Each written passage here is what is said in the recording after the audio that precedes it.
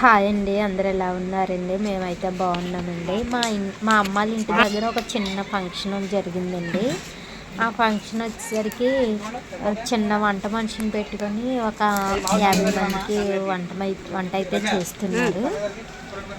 అయిగండి ఉల్లిపాయలు, పచ్చిమిర్చి, అల్లం వెల్లుల్లి పేస్టు, కరివేపాకు మొత్తం అన్నీ. ఇక్కడ మా మధ్య అయితే కొత్తిమీర కట్ చేస్తున్నారు. కర్రీకి అయితే చికెన్ రెడీ చేసేసారండి. మా బావ మా మధ్యగారు అయితే చికెన్ కడిగేస్తున్నారు.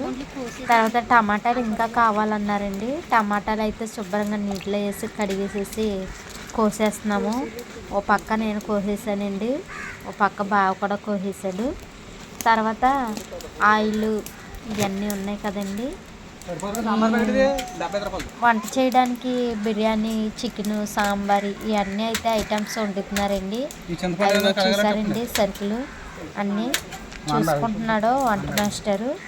అన్నీ రెడీ చేసి పెట్టేసామండి. బిర్యానీ అయితే వేస్తున్నారండి. ఫస్ట్ ఆఫ్ ఆల్ బిర్యానీ అయిపోయిన తర్వాత కూర అయితే వేస్తున్నారు. పక్కన సాంబార్ పెట్టేశారండి. కూర అయితే రెడీ అయిపోతుంది. కూర రెడీ అయిపోయిన వెంటనే సాంబార్ కూడా మరిగిపోతుందండి. పక్క కర్రీలో కారం కూడా వేసేసారండి.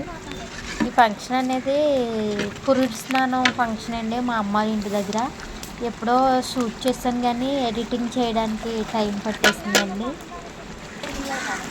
అదైతే ఇప్పుడు ఎడిటింగ్ చేస్తున్నాను.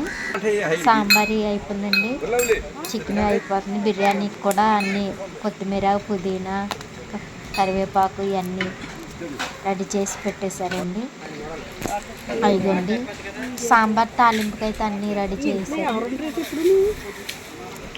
పురుష స్నానం అయితే ఒక 50-60 మంది అయితే వచ్చారండి. వాళ్ళకండి వచ్చిన వాళ్ళకి వంటలు అయితే చాలా బాగా వచ్చినాయండి. సాంబార్ మరుగుతుంది, సాంబార్ కూడా అయితే వేసేస్తున్నారు. చికెన్ కర్రీ అయితే అయిపోయిందండి.